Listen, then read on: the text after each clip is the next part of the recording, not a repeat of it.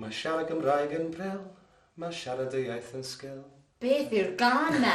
Mae'n mynd â fy nerfau. Sori, mae fy chwaer wedi bod yn dysgu'r gan yn yr ysgol, felly mae'n canu trwy'r dydd. Mae siarad Gymraeg yn bril, mae siarad y iaith yn sgil. Dwi'n licio'r gan a dweud y gwir. Mae'n dysgu trwy gerddoriaeth yn bwysig ac mae'r neges yn bwysig. Felly mae plant yn mwynhau dysgu. A maen nhw'n siarad Cymraeg a Saesneg, sef dwy iaith yn sgil. Ond mae pawb yn gallu siarad dwy iaith. Dydy hynny ddim yn wir. Mae llawer o bobl yn gallu siarad un iaith yn unig. Wel, be mae'r athro drama newydd, mae o'n siarad 4 iaith a mae'n dod o Batagonia. Waw, siarad 4 iaith? Ia, oedd o'n siarad Cymraeg a Sbaeneg adra yn ysgol, wedyn nath o ddysgu Saesneg a Ffrangeg yn coleg. Gwych! Cofiwch hefyd fod dros 78% o bobl y byd yn ddwyieithog. Felly, siarad o leiaf dwy iaith ydy'r norm. Aethon ni sgïo yn y Swistir, ac oedd pawb yn siarad Almaeneg neu Ffrangeg a Saesneg. Ac yn Canada, maen nhw'n siarad Ffrangeg a Saesneg. Da ni'n lwcus yn bod ni'n gallu siarad dwy iaith yng Nghymru, lle. Ond dydy pawb ddim yn hoffi dysgu Cymraeg. Dydyn nhw ddim yn hoffi dysgu Ffrangeg chwaith, na mathemateg, na hanes. Dydyn nhw ddim yn hoffi'r ysgol. Ia, dwi'n dallt y pwynt, ond weithiau mae angen dysgu tu allan i'r ysgol, does? Bydd mynd i Llangranog neu Glan Llyn yn help. Ac aethon ni i Fai Caerdydd yn penwythnos. Hefyd bydd pethau fel disgo Cymraeg neu sioe yn helpu. Syniadau da. Siarad Cymraeg sy'n bwysig. Wel, mae darllen a sgwennu'n bwysig hefyd, ond dwi'n cytuno. Siarad Cymraeg ydy'r sgil bwysica. Mae siarad Cymraeg yn bril. Mae siarad dwy iaith yn sgil. Gret.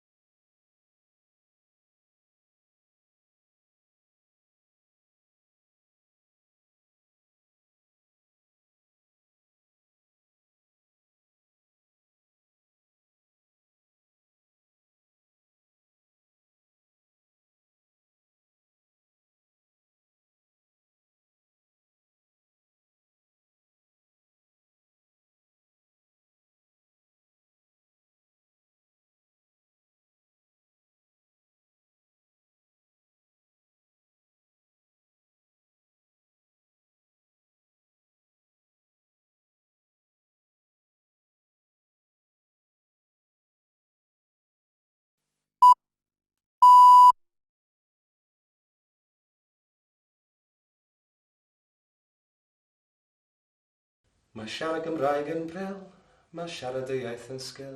Beth yw'r gan na? Mae'n mynd â fy nerfau. Sori, mae fy chwaer wedi bod yn dysgu'r gan yn yr ysgol, felly mae'n canu trwy'r dydd. Mae siarad Gymraeg yn bril, mae siarad y iaith yn sgil. Dwi'n licio'r gan a dweud y gwir. Mae'n dysgu trwy gerddoriaeth yn bwysig ac mae'r neges yn bwysig. Felly mae plant yn mwynhau dysgu. A maen nhw'n siarad Cymraeg a Saesneg, sef dwy iaith yn sgil.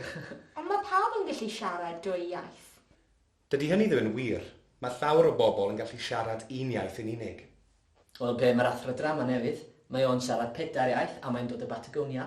Waw, siarad 4 iaith? Ia, oedd o'n siarad Cymraeg a Sbaeneg adra yn ysgol, wedyn nath o ddysgu Saesneg a Ffrangeg yn coleg. Gwych! Cofiwch hefyd fod dros 78% o bobl y byd yn ddwyieithog. Felly, siarad o leiaf dwy iaith ydy'r norm. Aethon ni sgïo yn y Swistir, ac oedd pawb yn siarad Almaeneg neu Ffrangeg a Saesneg. Ac yn Canada, maen nhw'n siarad Ffrangeg a Saesneg. Da ni'n lwcus yn bod ni'n gallu siarad dwy iaith yng Nghymru, lle. Ond dydy pawb ddim yn hoffi dysgu Cymraeg. Dydyn nhw ddim yn hoffi dysgu Ffrangeg chwaith, na mathemateg, na hanes. Dydyn nhw ddim yn hoffi'r ysgol. Ia, dwi'n dallt y pwynt, ond weithiau mae angen dysgu tu allan i'r ysgol, does? Bydd mynd i Llangranog neu Glan Llyn yn help. Ac aethon ni i fai Caerdydd am penwythnos. Hefyd bydd pethau fel disgo Cymraeg neu sioe yn helpu. Syniadau da. Siarad Cymraeg sy'n bwysig. Wel, mae darllen a sgwennu'n bwysig hefyd, ond dwi'n cytuno. Siarad Cymraeg ydy'r sgil bwysica. Mae siarad Cymraeg yn bril. Mae siarad dwy iaith yn sgil